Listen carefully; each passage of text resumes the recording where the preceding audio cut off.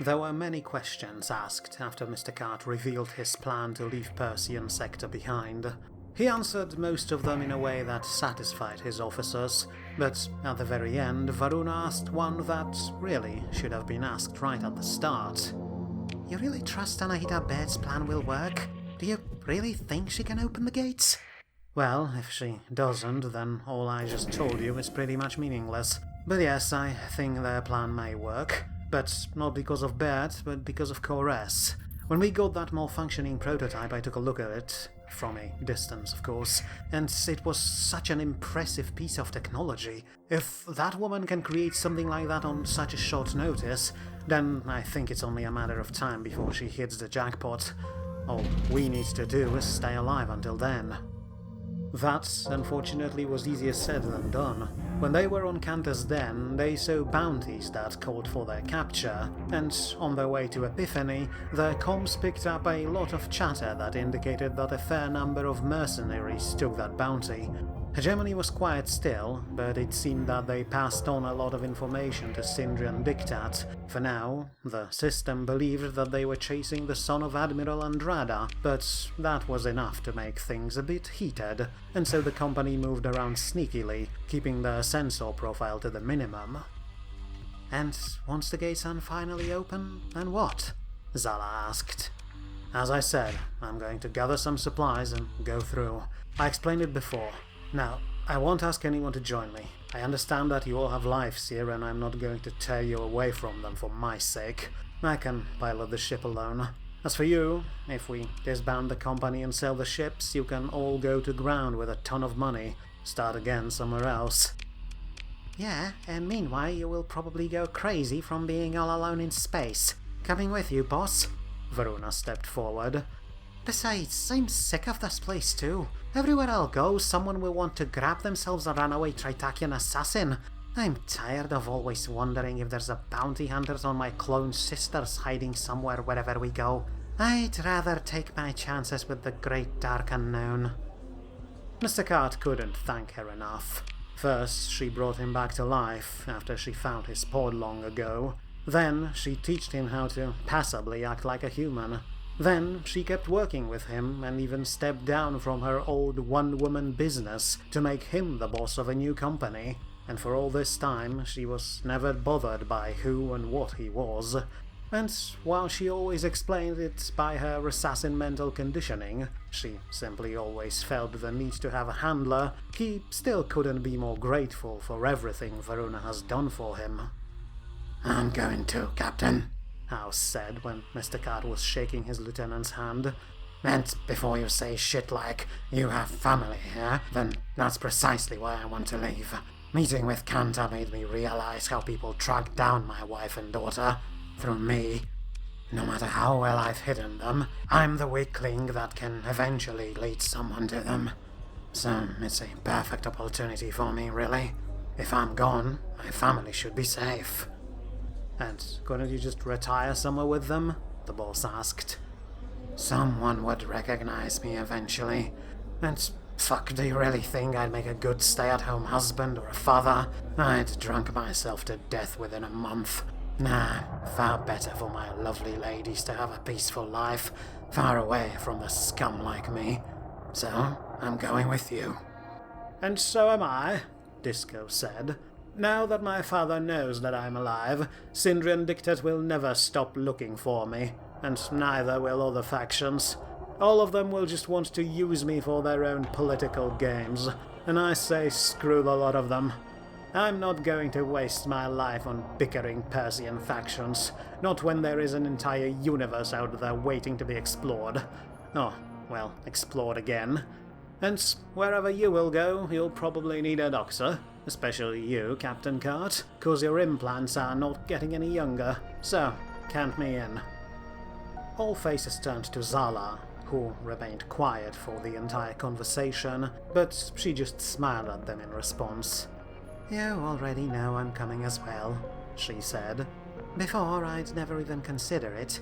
Just think there could be any number of dangers out there. We may leave Persian sector and die within minutes, but after everything you told us about who Lud really was, how long-lived people of Domain were, well, I believe she's still out there, somewhere, and I want to find her. I have so many questions for her, and I wonder how she'd react knowing an entire religious cult was created in her name. I need to know if this was what she wanted, or if this entire mess, the gates, the church, the path, everything else, was just as much of a surprise to her as it was to the rest of humanity. Now, I know we'd be looking for a single person in an entire galaxy 200 years later, but if there really is some higher, divine power, then I believe we're going to find her. And here I thought you were called faithless by your former pathers. Looks like you got over your crisis of faith. Not yet. Not until I find Lud and she answers my questions. But I owe it to my fellow pathers. If there is even a slightest chance one of us could find the prophet herself, it has to be taken. Very well then. Then I guess the company will stay operational after we leave, Mr. Kart said. He knew that this probably should have been an emotional moment, a moment for some inspiring speech to start this final leg of a journey, one that will open up the entire galaxy to them. But he also knew that he was a socially awkward VAD drone, and speeches were not really his forte, so he simply said, "Thank you. Truly. Now, let's get it done."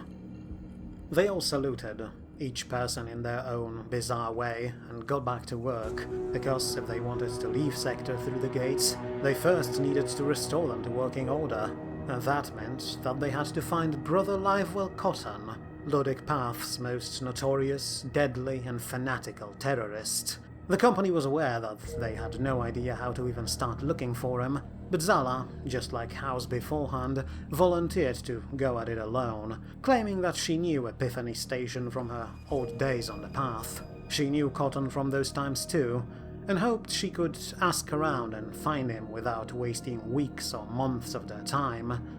As usual, Varuna volunteered to go as a bodyguard, but Zala refused, saying that her visible implants would get her killed the moment she set foot on the dock. The old Pather did take the transmitter with her, however. If she was captured or found Cotton but wasn't able to take him down, at least the company would know where to look for her. And that was the plan. The company soon reached Epiphany Station, which they boarded after Zala said some lines from the Holy Book over the comm, and, with a last farewell, in case she didn't make it out, she disembarked from the ship and marched in the dark, smoky corridors of Epiphany Station. It was always odd coming to places controlled fully by the Luddic Path. The church might have been harsh on technology, but they understood that it was necessary to life in space. Here, things were decidedly different. The station stank of thousands barely washed bodies because air filters were only barely maintained. Same for air condition and water filters, which meant that mere few minutes after wandering around, Zala was already sweating under her robes, and so was everyone else around her, which did not improve the smell situation. And then there were candles.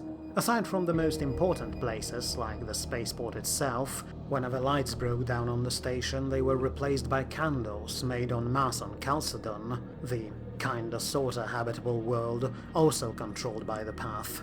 The faithful wandered around them, barely lit up by flickering light. This was a place where a person could truly be anonymous, because to almost everyone else, they were just a shadow, sometimes illuminated by candlelight. Then there were the vice squads. Pathers had a massive list of things or activities forbidden to them. Drink, drugs, a lot of high-tech entertainment like games or movies.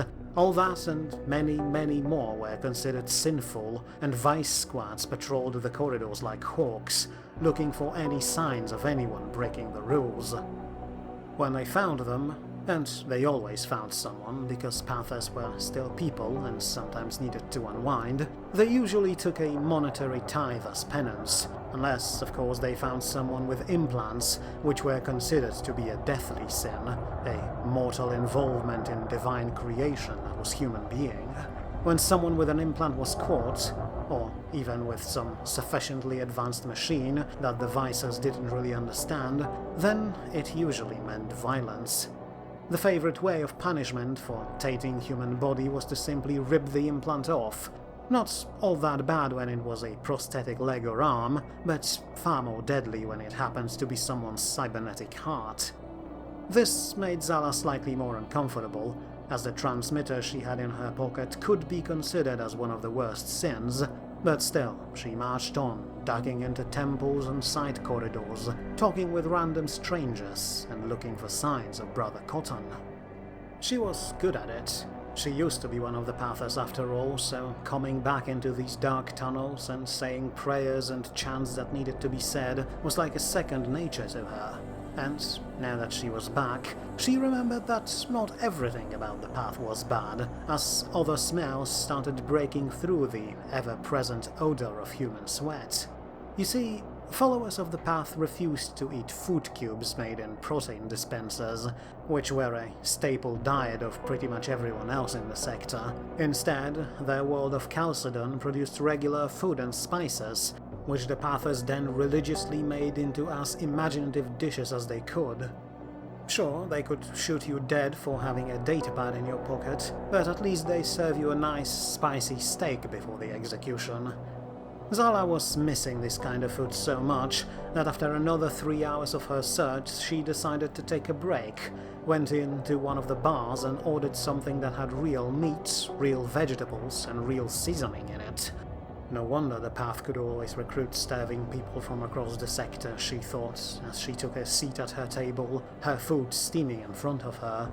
If she didn't know any better, she'd probably join the Path again herself. She was halfway through her meal when someone suddenly stood next to her. "Tea? It's on the house," a calm voice said. She raised her head to thank the man and stared straight into scarred, green-eyed face of Livewell Cotton, the man wanted by entire sector. He was holding a steaming teapot. "I'll take your silence as a yes, sister," he said and poured 2 cups. Then he sat on the other side of the table. "Finish your food, Zala. We can't talk on an empty stomach, can we?" She nodded and slowly finished eating, her eyes frantically scanning the room around her. She suspected that Cotton didn't show up by himself, but she couldn't see any of his goons around. Then again, they could have just been waiting outside for his signal. "I'm here alone, sister," the Pather said, noticing how unnerved she was. "I heard Kanta sent some raider to hunt me down, so I expected a visit. But not even in my wildest dreams I would imagine that the person sent to kill me would be you, dear sister. Is this the company you keep now? Pirates and mad, cloned abominations?" "Don't call me sister, Cotton," she finally said. "You know I left this life behind." "Indeed you have. Truly a dramatic farewell we had, didn't we? So many dead brothers and sisters left on Jangala Station. Such a grand plan destroyed." "And so many more lives would be destroyed if I allowed you to continue," Zala replied. "The Path already destroyed Myrath, and it did not change anyone's minds about using technology. If anything, it only made us even more hated outcasts." "Us? Then you still do consider yourself a Pather, Zala?" "Yes, in a way. I didn't for many years after I left, but then something changed. I learned something that made me think. But it doesn't matter now. How the hell did you even know Kanta sent someone to get to you?" "How does the Path know anything? It is exactly as it was when you were still our sister. The Path is everywhere. The abomination that is Kanta may dream herself untouchable and immortal in her palace, but we are there as well, watching and listening, waiting for our chance.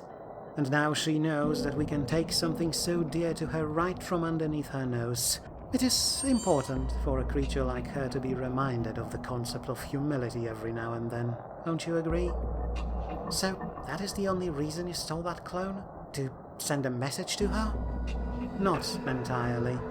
I had hoped to witness this thing with my own eyes, a thing that once was a dreaded pirate warlord, now reduced into a walking piece of lab-grown meat.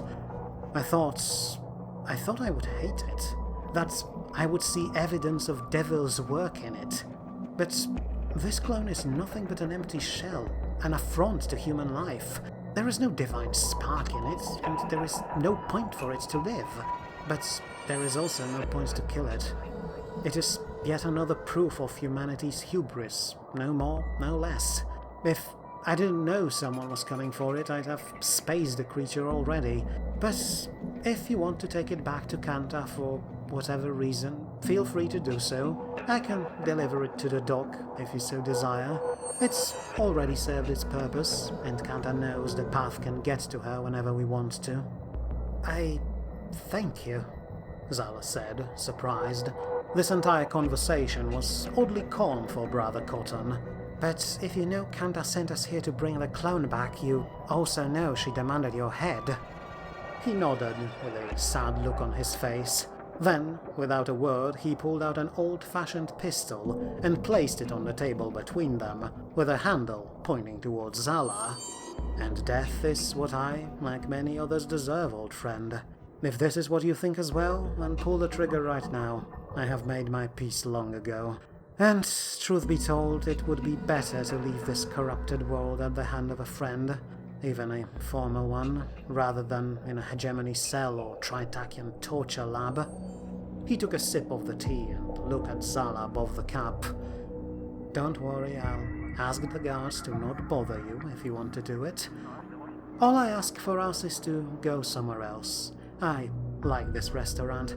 I'd rather not have the owner clear my brain from the walls. Without a word, Zala picked up the gun and checked it. There was a single bullet inside the chamber ready to fire. She could do it. She could blast Cotton's head clean off right now, and the sector would be grateful for it. But instead, she put the weapon back down. Cotton was notoriously hard to read, and right now, she had no idea if he was telling the truth. He looked sad. He looked tired. But still, the fire of determination burned in his eyes, just like it did all those years ago. And besides, there was another issue. Killing you would accomplish nothing, she said, and took a sip of the tea herself. It was just as delicious as she remembered it. Brother Cotton was known across the path not just for his brutal, ruthless terrorist strike, but also for making the best tea across the stars. I heard that you were busy since I left, and I know the reputation you have. If I shoot you now, you will become a martyr, and hundreds of butchers just like you will rise up to take your place, and the sector will burn because of it. He gave her a smile, as if she passed some kind of a test. I am not a butcher, Zala. My brothers, sister and I, we're more akin to shepherds. We tend to our flock, even if the flock doesn't always understand our actions. We do what we must, so that the flock can prosper. Sometimes it means fending off the wolves, and sometimes it means culling the diseased sheep before they infect healthy ones. You do not want to cull the sheep nor wolves, Cotton. You want to set the entire pasture ablaze. Yes, if that is what it takes for humanity to wake up from its hubris that brought us here, then I'll do what must be done, for all of us. I always wondered how the hell you were able to say things like that with a straight face. I can't believe I used to fall for your self-righteousness. You could murder a child right here, right now, and somehow justify it to yourself that it was good. Good? Cotton looked at her, both amused and sad. I have never said that what I do is good. I have never said that I am a good man. But I said that I will do what must be done, so that the truly good and truly righteous souls can live the life God intended for them. I know many of my brothers and sisters believe that we shall be rewarded for what we do, but I have no such delusions. There is no reward awaiting for me in heaven, but an eternity of punishment awaiting me in hell. Then why don't you just stop? If you know that what you do is sinful, then why do you keep doing it? Because someone has to. Someone has to turn us back from the path towards destruction. Someone has to show the people that if they want to obey the will of God, then they will be punished. And I know that acting like I'm Almighty's judge is yet another sin, but I accept it. Our brothers and sisters in the church try to be peaceful. They try to talk, to convince, to preach. But we all know it doesn't work. Luddic communities dwindle in numbers with every year, lured to the false decadence that devil's technology offers them. So they need a reminder that the punishment for their sins may always hide just behind the next corner. And if instilling the fear of God in these wayward souls and preventing them from falling into Shaitan's embrace makes me a sinner, then so be it. I deserve nor want no reward. I could retire to Gilead, live on a farm, have a good, peaceful life, but I know what I am. I know I don't deserve to even gaze in the direction of such an Eden, but I will fight, in the name of Lud, for others to have this privilege. And if you, or anyone else wants to kill me for it, then I can only hope that they will give me their best shot. Zala remained silent, staring at her former comrade in faith. She always thought that he fancied himself as a righteous hammer of divine justice. Hell, most of the other followers of the path thought of him like that. But to hear what he really thought of himself was surprising. And he looked like he wholeheartedly believed every word he said. But, of course, Zala understood she could not take any of his words for granted. Brother Cotton would not convince so many people across the sector to throw their lives away for something as ephemeral as God if he wasn't a skilled manipulator. But even if she believed him, she still had to bring his head to Kanta if they wanted to proceed with their plan and leave Persian sector behind. The gun was still on the table, and she could grab it and be done with it.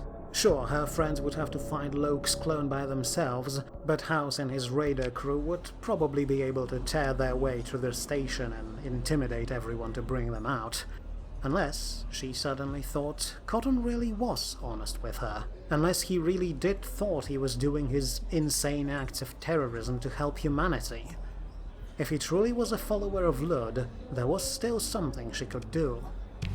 "You really do believe what you just said, don't you?" she asked, and the scarred man nodded slightly.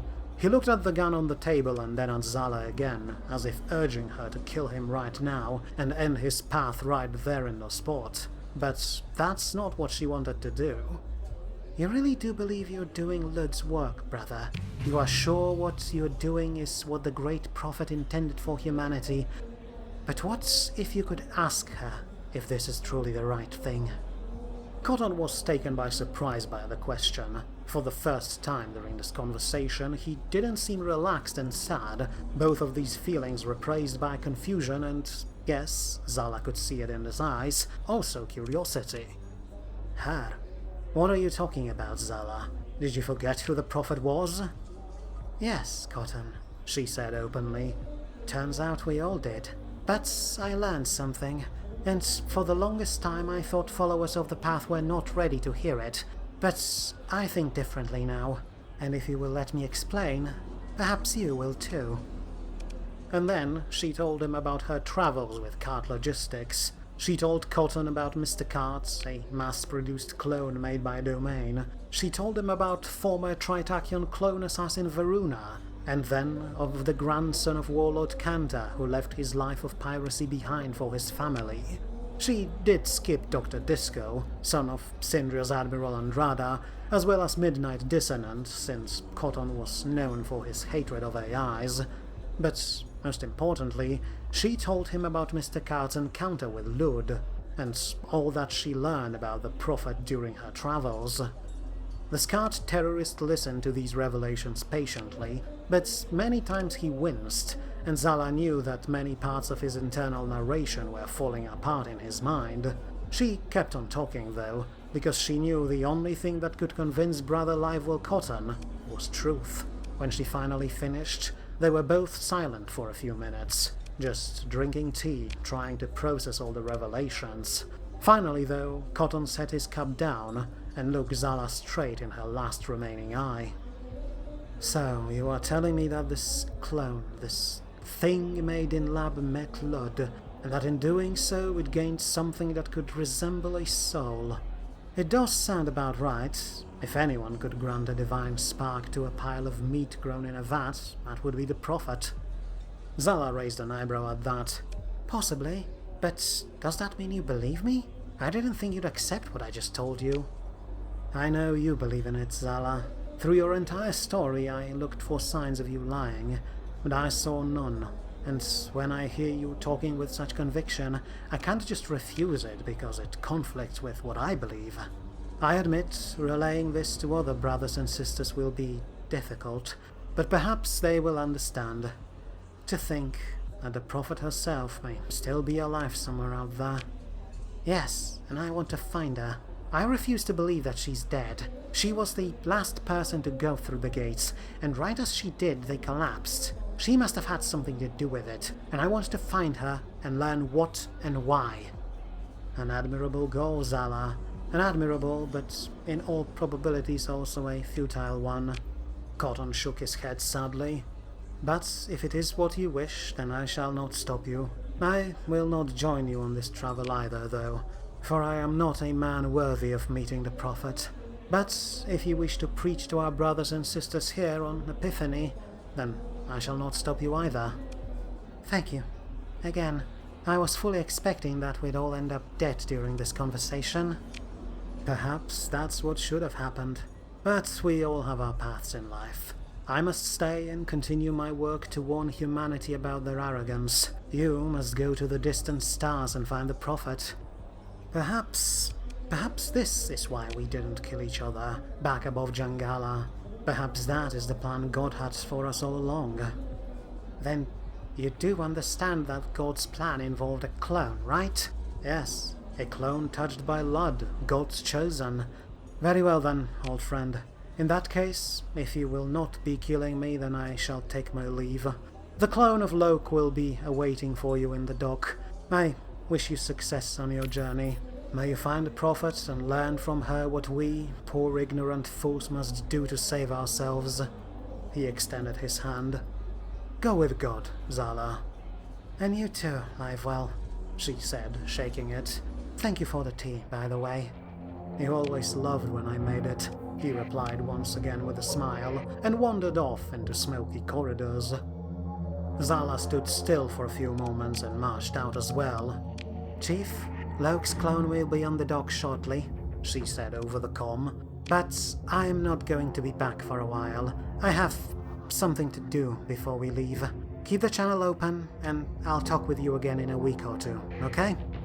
Right on. Well, keep you posted, Mr. Cat replied, and sent out some of his crewmates out to the dock to collect Loke. He arrived within a few minutes, a bold, pudgy creature with eyes that barely shone any intelligence. He was chewing on a sandwich and asked no questions when the crewmates invited him inside, and then the company departed Epiphany Station, leaving Zala behind, wondering if they'll hear from her ever again. The company then returned to Magic's system, and it was clear that Kanta was waiting for them. Small groups of pirate scouts patrolled around every single jump point, and as soon as they spotted Kant Logistics, they rushed off to Kanta's den, no doubt to inform the Queen about their return. Problem was, their return wasn't as triumphant as she'd like. Yes, they have brought back Loke's clone, who spent the journey just blankly staring at nothing and eating all the time, but Brother Cotton was not dead. House decided that he'd try to lie to Kanta about it, but didn't expect it to work. Still, that was their only real option at the time, and they couldn't delay returning to the den forever, now that Kanta knew that they were around. In fact, as soon as they were in comm range, she hailed them. The wayward kin returns. Was he successful, or was he, like so many others, a disappointment? We're good, Jorian, House replied, and dragged Loke's clone into camera view. Got you your little pet back, and Cotton himself is toast. Now he wanted his head and all, but by the time we finally got him, he was a pile of dust on the floor. Really didn't want himself to be caught, that's for sure. Kanta was silent, and House knew his lie did not work. A failure, then. The treacherous child dares to return without accomplishing Warlord Kanta's orders. His warlord was clear. Bring the head of Lud's hound to her feet. And yet, what his warlord hears now are excuses. And excuses are always a sign of failure. She waved her hand at someone off screen, and mere second later, Kant Logistics sensors picked up hundreds of contacts all around them, a minefield. House warned them about it. Kanta's den was surrounded by millions of space mines, hidden inside and around asteroids that surrounded the station. A crude but effective way of preventing any strike, especially since the mines were designed to home in on their targets. Once a hapless fleet entered their range, they would find themselves swarmed by explosives from all directions. Jorian, I'm telling you, we didn't have the chance to pick up Cotton's corpse. You know how these Luddics are. He set himself and half of the habitat on fire when he realized we cornered him. More excuses.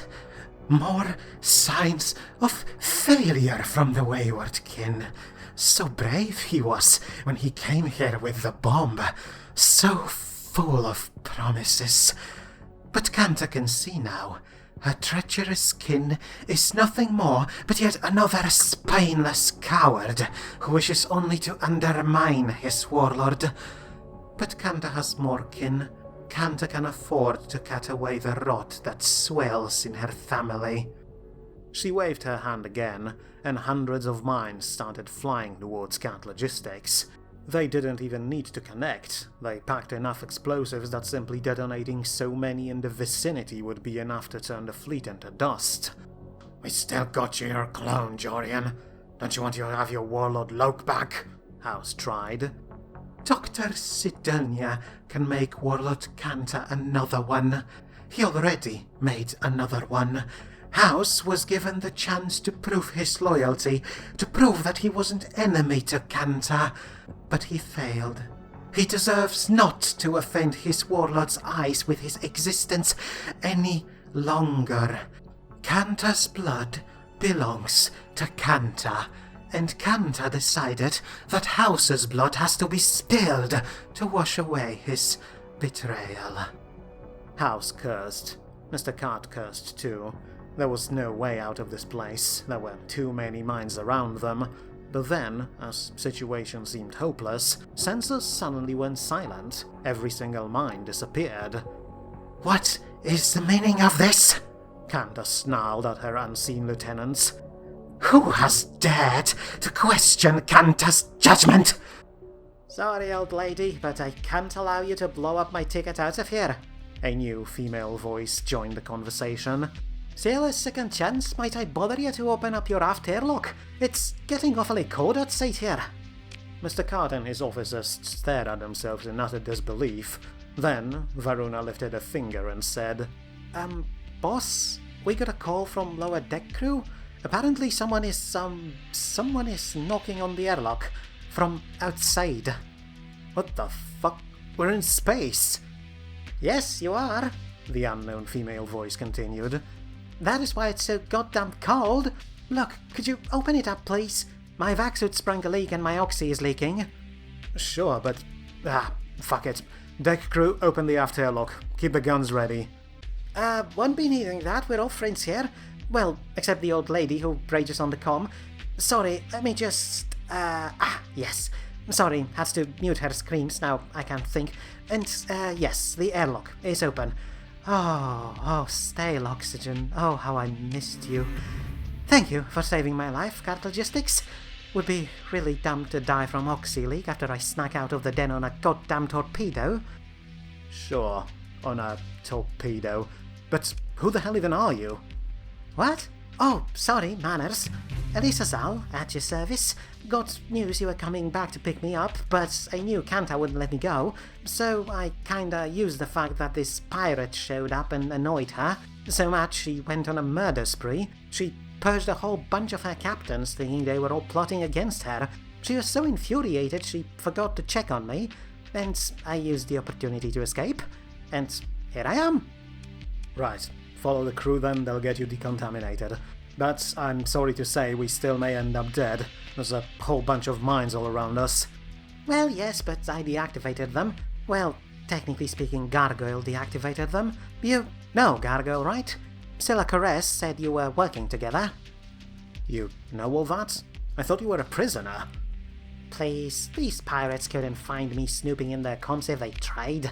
I've been in contact with Kores for months now, and the pirates even helped me. I told Kanta I could open the gates for her, and she had her scavengers bring me stuff I asked for. So, we're golden. Just head to the gate here and we can get the hell out. Out where? We don't have a working device to open the gates yet. The one designed by Corez did not work. Well, yes, because she liked the parts, but I didn't, and I have it right here with me, ready to go. And, yes, I think we should go quickly, because, Gargoyle is good, but I'm pretty sure these mines won't stay dark forever. Mr. Cart couldn't agree more. He turned the fleet around and burned away at full speed. Behind them, Kanta raged in her throne room, shooting anyone who dared to come close. But House wasn't yet done with her. "Don't ever say I don't keep my word, Granny," he said over the comm, as he dragged Loke's clone to the airlock. The sound of his voice made Kanta go silent, but even over dark void of space he could feel her red-hot anger. "You wanted your clone toy. Here it is," he said. Then he put a helmet on Loke's clone, kicked him out the airlock and then cycled it. Still with a blank smile on his face, a being that was made from a corpse of Onesimus Loke was sucked out into the void. "Now, Granny, go get it. Then you won't see me again. But if you will ever even think about finding my family again, I will go back, even from the grave, to end you." And then he closed the channel, as Kanta shrieked at her captains to pursue them.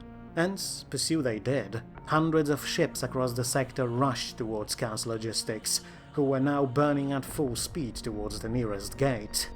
Okay, so here's the plan, Elisa Zal said, as she rushed across the corridors with a heavy backpack on her back. I have a new Janus device here with me. Better, improved, miniaturized. Kanta's boys even got me some parts I needed for it. Gonna go and install it to your nav computer. Should take a grand total of 10 minutes. And then we can jump to Galatia, get Scylla and Gargoyle out, and get the fuck out of here. Wait. One thing at a time, lady, Mr. Cart replied. How the hell do you have this device with you? Even the Academy wasn't able to make a working one. Yes, cause Scylla had to obey all hegemony laws during her experiments. I didn't. And I needed to give Kanta a reason to keep me alive, so I kinda told her about the plan. She was so excited to be the queen of the gates, she had her goons bring me all I needed. But she had no idea I worked with Corez and Gargoyle on the comm, so I worked off their ideas. And turns out that's exactly what we need right now.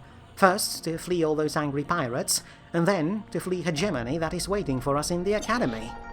Wait, what? I thought they would leave us alone until the project is over. And it is almost over. And besides, you believe them? That's cute.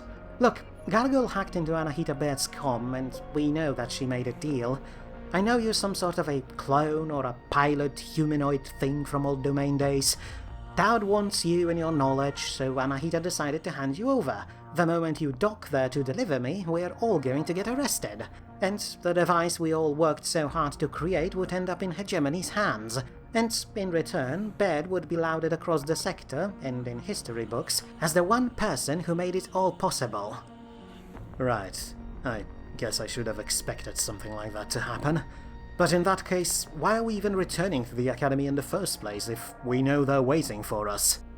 'Cause we need to make a distraction so that Scylla and Gargoyle can escape, and what better distraction than triumphantly crossing the gate for the first time in 200 years, eh? And are you sure we can even do it? Last time we tried, it almost got us killed. I'm about 80% sure it's going to work. Look, it's still a prototype, but I know what I'm doing, sort of. Scylla knows what she's doing. We'll be fine. The boss really could not argue. If Baird really did sell him out, there was no going back. It was time for their plan to finally enter its last stage, but for that, they needed to jump through the gate first. They arrived near Magic Gate some hours later, Kanta's pirates still in hot pursuit. There were many doubts, but Elisa Zal was adamant that this was the only way. So, as soon as they got close enough for the new Janus device to connect to gate framework, Mr. Cart flipped the switch, and in front of their eyes, inside of the gate started flickering with light, as if showing reflections of distant stars. Varuna gasped with excitement seeing it, and all across the fleet every single crewmate went silent, witnessing how this ancient gateway woke up from its centuries-long slumber and blinked back into life. Even Luddics in the fleet were spellbound, for right in front of them a real-life miracle was happening. The boss didn't say a word, and instead set the fleet forward to enter the gate. A second later, a wide smile spread on Mr. Cart's face. His small, weird eyes glistened with excitement. It would work. He knew it would, because he felt it in the back of his mind. There, a navigation implant that connected his spine with his brain fired up. For the first time in over 2 centuries, it established connection with the gate network, and seconds later, Mr. Cart could feel how his consciousness expanded to take in every single gateway. Billions of them, spread all over the galaxy, each one serving not just as means of transport, but also as a comm relay, gathering and transferring data across hundreds of light years. Words that kept Domain united. Before he ended up in Persian Sector, he had to use filters for all these messages, for at any given moment countless billions of people, clones and machines sent their words across the stars. But this time he didn't use the filter. He wanted to, just for a moment, drown himself in the torrent of uncountable voices. Even with the war, even with the clone rebellion, the galaxy should still be teeming with life. So, as their ships plunged themselves into the shimmering gate, he turned the volume down to not go deaf, closed his eyes and prepared himself for a familiar cacophony of a civilization that spanned the galaxy from one end to another. He felt this familiar shiver as his body and entire fleet entered the physics-defying tunnel, and then, just for a tiniest fraction of a second, everything went black as reality collapsed and then reformed itself around them. On the seat next to him, Varuna made a noise that was something between laughing and crying. She grabbed his arm. "It worked, boss," she said with excitement. "It worked! The stars are different, the space is different, the readings are different. We're in another system." He didn't reply. Varuna sent a quick message to all the ships to make sure that all of them made the jump. One by one, every single vessel confirmed, and when they did, she turned to Mr. Card again. "All ships and crews accounted for, boss. You okay? Got emotional after jumping for the first time in centuries?" He spasmed as if waking up. He looked at Varuna, his face as always obstructed by the helmet, but she could see that his entire body was shivering. "It's quiet," he finally said. "The entire galaxy is quiet. Not a single message, not a single voice. There's no one out there, Varuna. We're alone." Hey, come on. I don't know how you know this, but are you sure? What do you mean, alone? He explained the message system to her. She listened to it and then, to his surprise, just shrugged. "Okay then. Did you hear any messages from our system? Or from Persian Sector at all?" "No, not a single one." "Exactly. And yet, here we are. Sure, things might have changed out there, but that doesn't mean everyone and everything outside is dead. Maybe it's just different. Now come on. There is no point in blindly guessing what awaits for us out there. And besides, we made it. We restored the gate, which means we can restore other ones. And just like you said, we can leave and go anywhere." And she was right. There could be anything out there, so there was no point in crying before they even left the sector. And, more importantly, they now had the means of leaving said sector. The Janus device was working. The entire company fleet was abuzz with people cheering and talking and wondering what this new, amazing discovery would bring them. No doubt more money, most thought. After all, less time in transit meant less supplies and less fuel, so the company and its generous boss would get even richer. If only the crewmen knew what he really planned. So, there remained a matter of dealing with Anahita Baird and the ambush she prepared for them.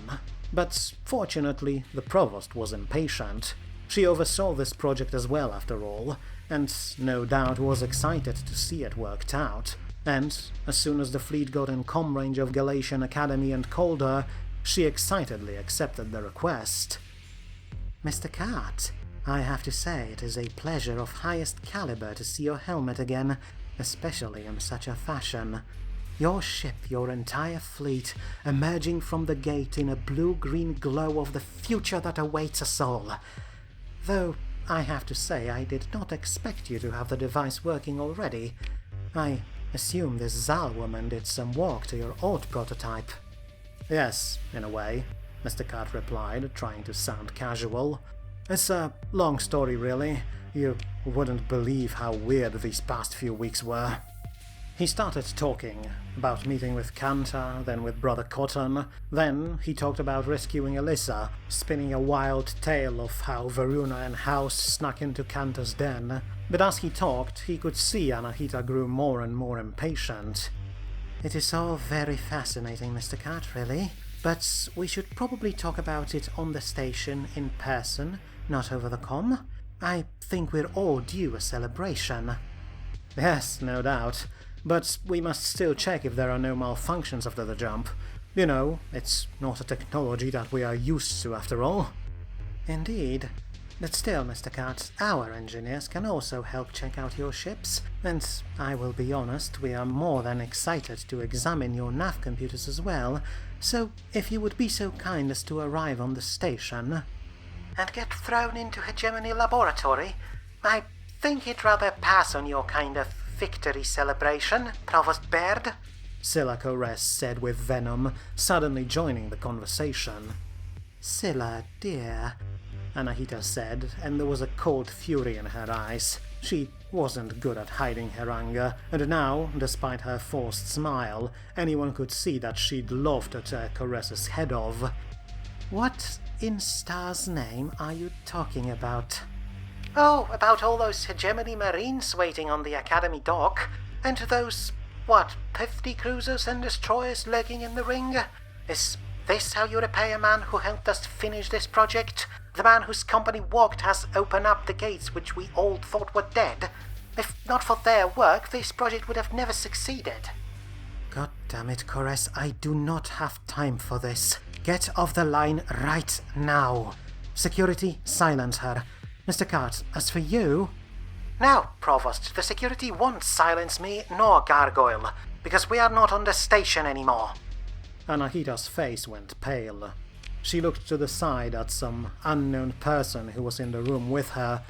No, Admiral, I have no idea what she began, but whoever was inside left.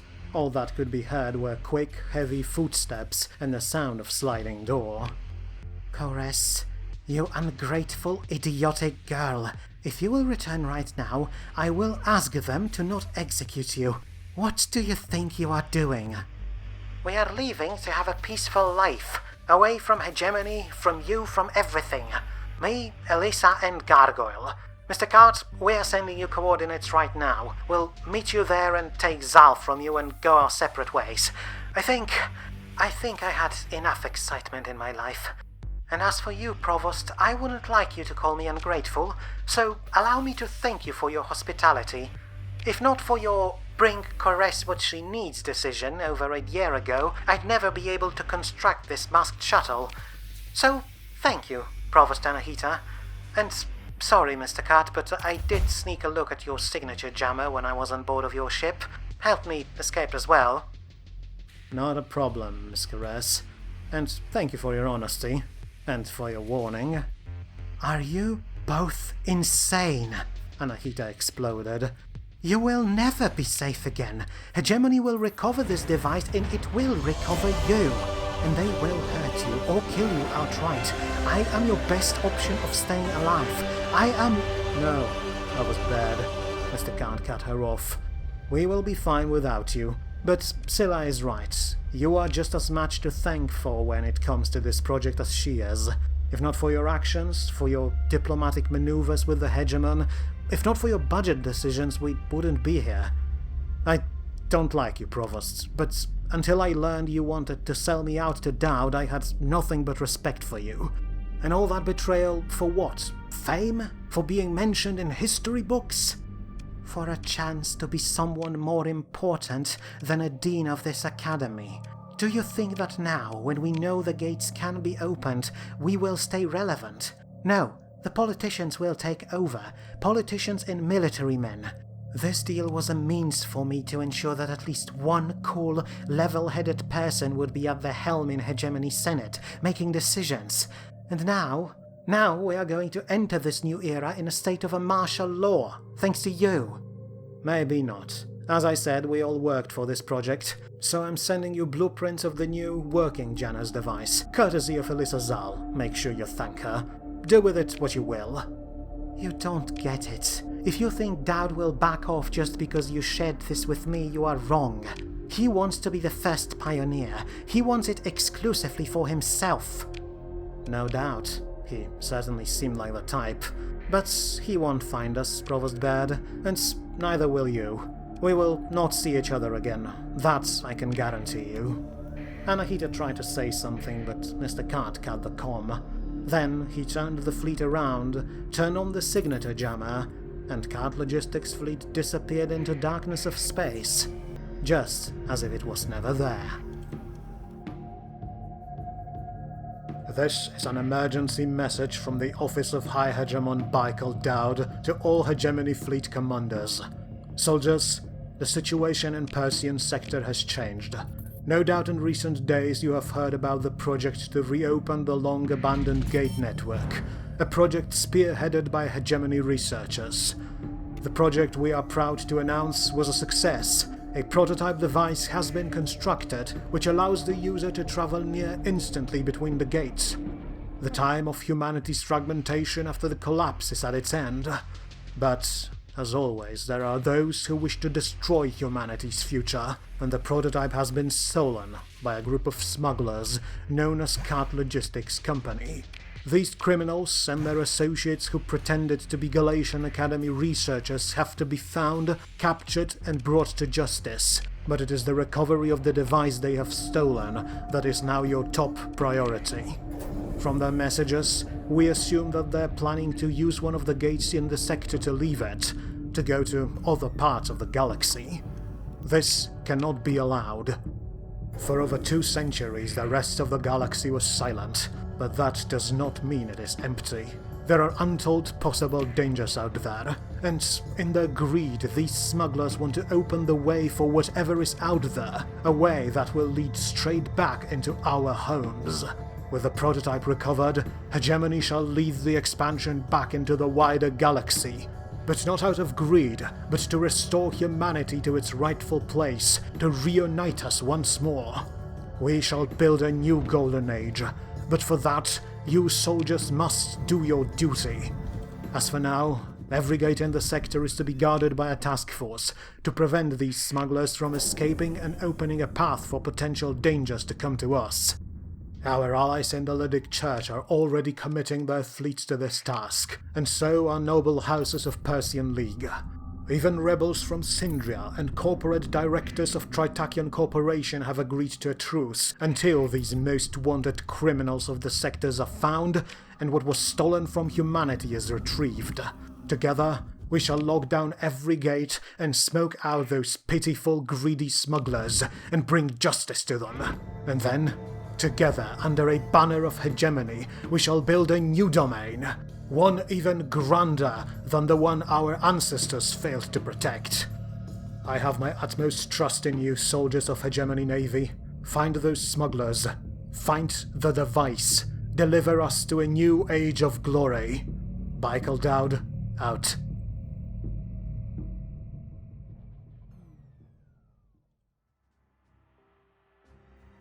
A small group of officers gathered on the bridge of HSS Azimuth, a Hegemony Onslaught-class battleship, one of the largest, deadliest vessels their navy had in its arsenal.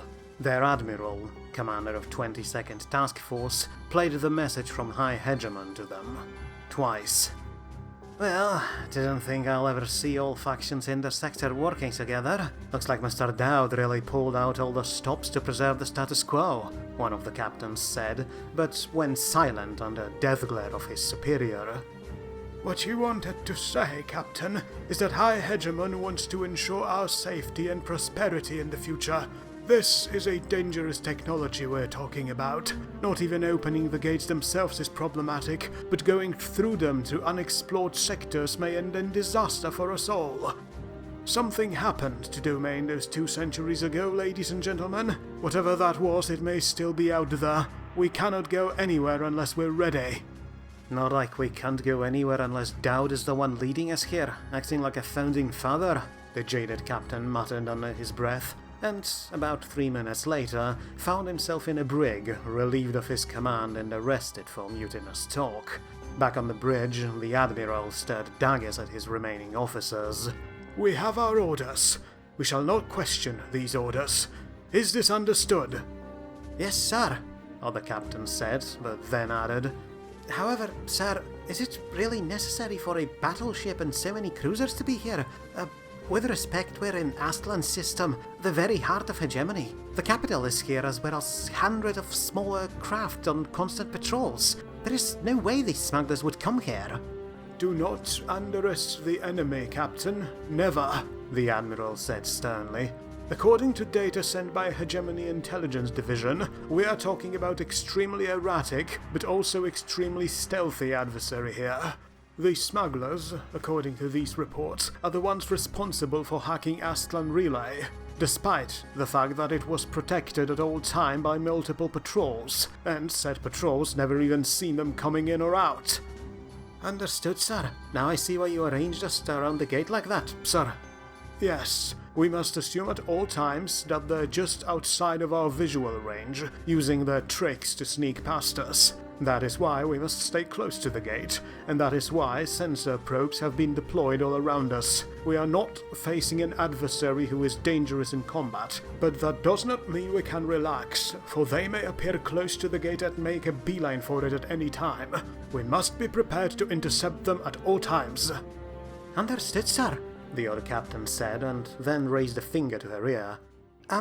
Sir, was the ship we were looking for designated as CLS Second Chance? One and the same. Why? Because it just appeared on the sensors, sir, together with a whole bunch of other vessels. What in the... All vessels, red alert. Action stations on the double. Marine frigates, rouse your men and prepare to intercept and board Second Chance. Other vessels, take out the rest of the targets. They cannot be allowed anywhere close to the gate. Sir, update, the other captain shouted. More vessels have just appeared and passed cart logistics at full speed, moving towards us. They're designated as the Luddic Path, sir. Luddites?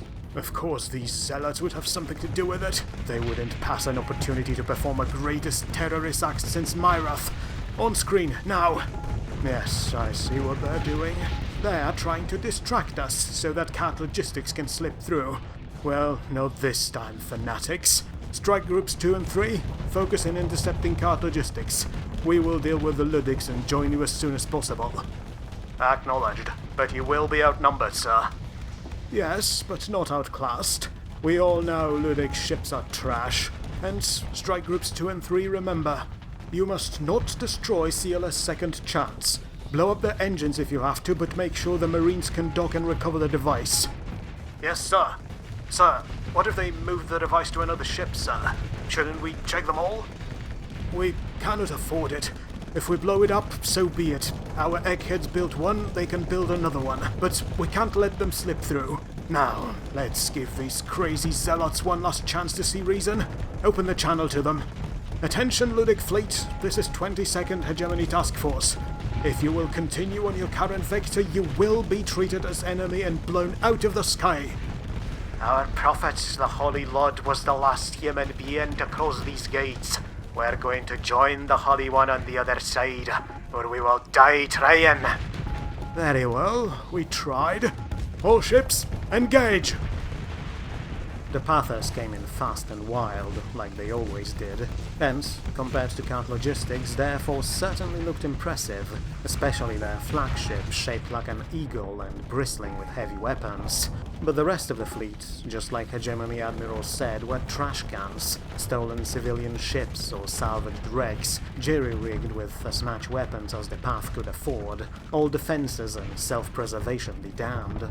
Some of those ships were just shuttles, who rushed on ahead, launched their payload of torpedoes, and then were torn to shreds in seconds as soon as they were in weapons range. But this display did not discourage the Pathers. That is how they always fought, with no regard for their own lives. Other ships passed their fallen brothers and sisters and charged at Hegemony line with fanatical aggression, flailing wildly through dark space looking for an opening. But there was none.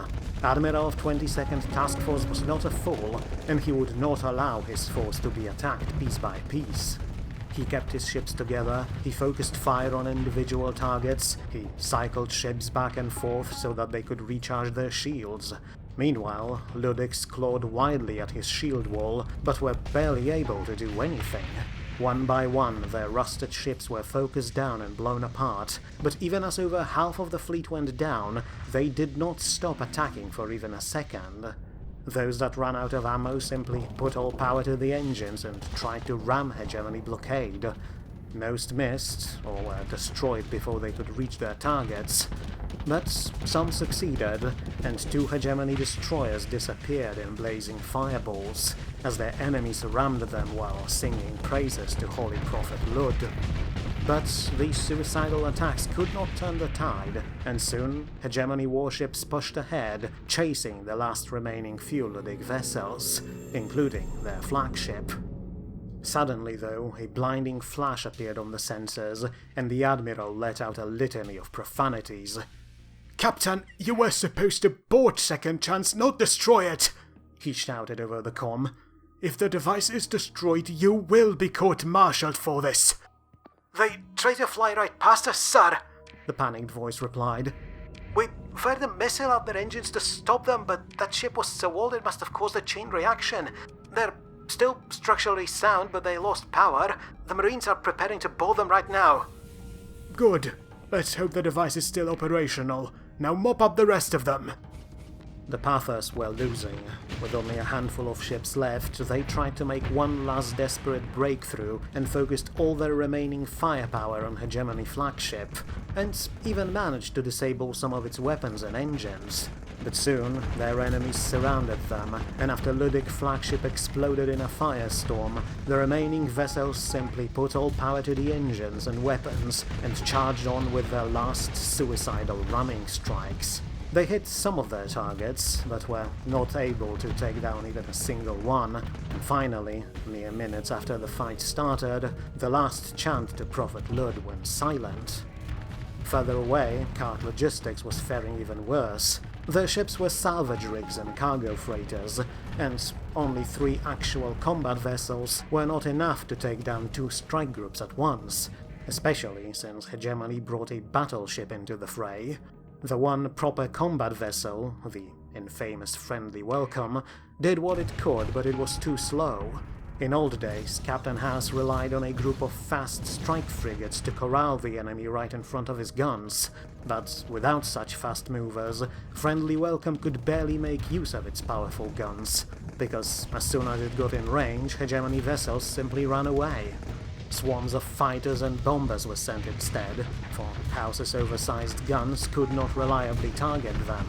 Cat Logistics replied with their own mining drones, and managed to take down a fair number of enemy strike craft, but the drones were far too slow and too weak to properly contend with actual military-grade fighters, not to mention that the salvage craft that launched them were taken out one by fast attack frigates. Even worse, when CLS Second Chance was disabled, all semblance of cohesion was lost, and the smuggler company fell apart, trying to fight multiple engagements everywhere, instead of focusing down a single target. One by one, their ships were blown up or disabled, and while they did their best to disable enemy engines, and succeeded in many cases, it was not enough to turn the tide, and soon, even resilient friendly welcome split in half after being struck with torpedoes. On second chance, the Marines cut through the airlock, and were welcomed by a hail of small arms fire coming from inside. The ship was out for the count, but the crew was not and were lying in wait in their vac suits in vacuum and darkness, and as soon as Marines entered the wrecked ship, they opened fire from all directions. Within 3 seconds, 1st Marine Platoon was wiped out with accurate shots from darkness, forcing other 3 platoons to breach from other directions to even attempt another boarding. And what followed was a bloodbath. The defenders had a massive advantage, holding on to locations that could only be entered from 1 or 2 easily visible doorways, but the Marines pressed on, slowly losing 2 more platoons before they finally managed to secure the bridge. The defenders sold their lives dearly. There were only around 20 of them, and they managed to take down over 300 Marines. But eventually, last crewman of CLS Second Chance fell to the ground, clutching a gaping wound in his chest. One of the Marines rushed towards him. "Where is the device?" he shouted, lifting the wounded man, so that their helmets touched. But the wounded crewman, his face covered in blood, only smiled wildly in response. "Blood is great," he muttered, and detonated a suicide vest strapped to his chest, killing almost everyone in the room. "Marines, report!" the Admiral shouted, seeing as only a handful of his men's signatures were still active. "What the hell is going on there? Did you find the device?" "No, sir," one of them replied, sudden panic raising in his voice. "There is no device here, and there is no cart logistics here. The ship was crewed by the Luddic Path." The Admiral's face went pale when he heard it. "Bait! This was all a bait! They dragged us away from the gate! All vessels turn back and protect it, right now!" "Sir, most of our vessels have damaged engines. We need to repair them first or risk critical malfunctions." "I do not care! Get these ships moving! Do we still have some frigates operating at full speed? Then send them to the gate right away! They're coming, I'm sure of it!" Immediately, 2 Lasher-class frigates disconnected from the fleet and rushed towards the Aztlan Gate. But, mere seconds later, something appeared on their sensors, something that was mere kilometers away from the silent adamantine ring. A ship. A massive ship that could only be hidden with use of advanced technology. The kind of technology they warned us Scout Logistic has, Admiral thought with despair, aware that his frigates were too far away to properly respond. He shouted at them to disable everything and to put all power to the engines, and in the distance, the hulking vessel powered up its transponder, which identified it as CLS Last Goodbye. The Admiral looked at it. He looked at his frigates. There was still a chance, he thought. But where such a ship even came from? To answer that question, though, we have to go back a few months, to a day when Mr. Cart called Callisto Ibrahim on Agrius and asked her for a favor. He wanted a ship, a single vessel, uncommonly large for Cart Logistics, one that could perform a whole bunch of things by itself. He didn't want to say why he needed such a specific design, but he paid Callisto over 1 million credits for it, and when she delivered it to the port in Garnier, he told her that she'd probably not see him ever again. Now, the ship was a heavily modified Atlas freighter, which Mr. Card designed to operate on its own pretty much indefinitely, for they had no idea what, if anything, they would find on the other side of the gate.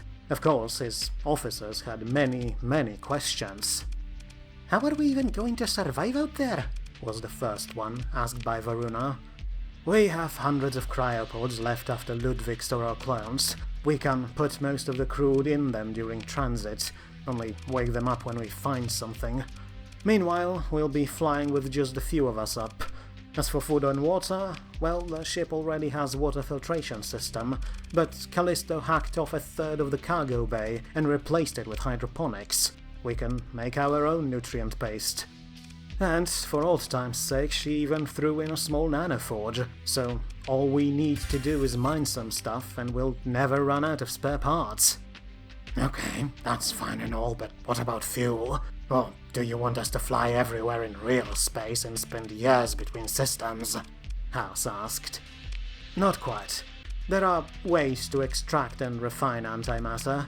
Large and unwieldy machines are needed for that, but that is why we got this massive-ass ship. So we can put them there. Won't be a fast process, but faster than real space travel. And, again, makes us self-sufficient. Right then, Zala said. So we are good on supplies and fuel, but why Aztlan Gate? Surely we could try to jump through one that is not smack dab in the middle of hegemony space.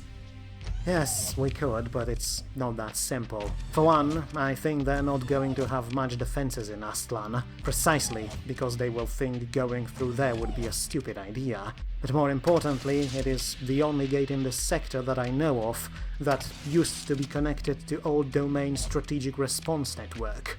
Means I can connect to it with my implant and use it to jump across half of the galaxy in one go. Hegemony will never find us then. Well then, guess it's decided, Disco concluded. Do you have an idea where to go first? Yes, sort of. We'll check Central Way Station, close to the center of the galaxy. Most of intergalactic traffic went through there. Maybe we can find something, or someone. And from there, well, Zala wanted to find Lud, so we're going to look for Lud. Back in the day, she told me about her homeworld. Maybe that is where she went after they took her away. It sounded strange. It sounded unreal. To leave Persian sector through gates that, mere months ago, no one even believed could be repaired. And now, it was happening. CLS Last Goodbye used destruction of the path as well. Zala managed to convince thousands of them to help with their plan, and their people gladly sacrificed their lives so that their fellow brothers could find the Prophet. There were also around 100 Pathers on Last Goodbye, with the rest being original Cart Logistics crew, at least some of it. Mr. Cart was surprised to see that over 100 of his own people decided to stay in and go with him into the unknown, but then he saw what kind of people they were. Lost, abandoned ones with nothing left to lose, and realized that their fate was now tied to his. He hoped he wouldn't fail them, as they all now slept below decks, frozen in cryosleep. All they needed was this last push, the final straight line to the gate. He was close enough that his implant could connect to it, and he already locked in the course. Central Way Station, here we come, he thought. But Hegemony was not yet done with them. We have 2 frigates coming in fast. They're going to intercept us, he shouted over the comm. I bet they're going to try and knock out our engines. Shields up, weapons up, and fend them off. Their course is already set in. We just need to keep flying. Almost there.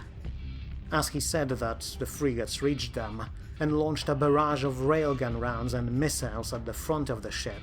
Hull breach alerts blared across the entire vessel. This was a modified freighter and barely had any armor after all. Then, the frigates peeled off and attacked the ship from behind as Mr. Cart predicted. The shields were already up, but the frigates kept maneuvering to bypass them, and soon another set of alerts started blaring. Varuna, at her console, stared at the state of the ship. We lost 1 engine, she shouted, and we have hull breach in cryopod sector, boss, with 24 pods offline. The frigates kept biting. Automated defenses did their best to fend them off, but every now and then a round or 2 or a missile managed to slip through. Fire alert in the engine room, another breach in cryo storage. The freighter only had directional shields, so when it defended itself against one enemy, another could slip in and attack. But then, suddenly, hangar doors on one of the sides opened, and a cargo shuttle flew out of it. House, what the fuck are you doing? Zala shouted into the comm. What your Pather friends like to do, going out in a blaze. He grinned widely into the camera. You said you want to find your Prophet. When you do, ask her if all of this bullshit was worth the trouble. And if there is an afterlife, well, then I guess we will see each other in hell eventually. He canned the comm before anyone could respond. Then he pointed his shuttle right at the nearest frigate and charged forward. The enemy tried to shoot him down, but the shuttle was too small, and House knew how to maneuver it. He dodged all shots and rammed the incoming frigate, and both vessels disappeared in a fiery blaze. Turning shields to the last enemy, Zala shouted. And yes, we'll see you again, House. Count on it. And then they did it. Almost. Seeing that they wouldn't be able to break through the shields, the commander of the last frigate decided to do what House did. He saluted his men and pushed the ship forward. With a mighty crash, it rammed the back of the fleeing freighter, causing a massive explosion. Power went out, comms went dark, but the crippled freighter kept drifting towards the gate, and seconds later, in a blinding flash of green-blue light, it entered it and vanished. Back on Hegemony battleship, the Admiral stared at this scene with terror in his eyes. He failed the hegemon. All around him, his officers were dead silent. He sat down, wrote a quick message to his wife, and then pulled out a pistol, put it against his head, and pulled the trigger.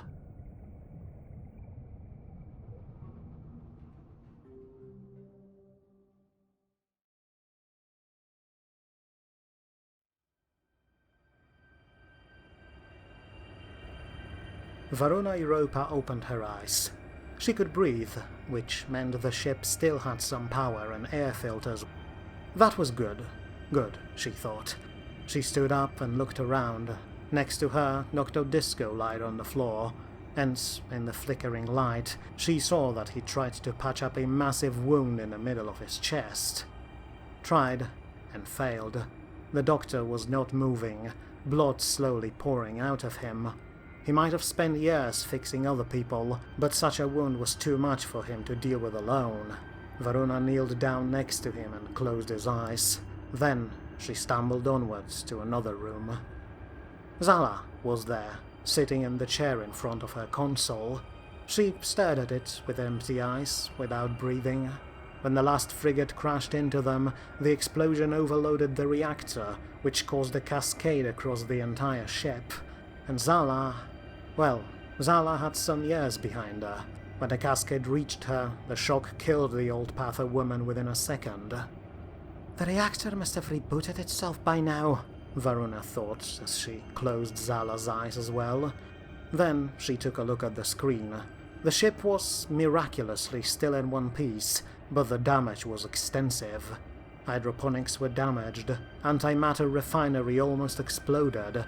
The ship could still operate on its own, but it would never be able to sustain its entire crew if it was awake. Which was, Varuna realized with horror, not a problem anymore. The cryopod deck was obliterated. The last frigate rammed straight into it. Out of 300 pods, only 2 still had signs of life, and all of them were rapidly fading. With a grim realization, Varuna understood that she and Mr. Cart on the bridge were now all alone, just like he said before, just like they were at the start of this journey. 2 things, not really human, lost in dark abyss of space. She tapped the console and dispatched some automated repair drones, and then marched on to the bridge. Through the ringing in her ears, she realized the comms were not working. Probably some consoles or computers were fried somewhere, so she opened the door and walked in to ask her boss what to do next.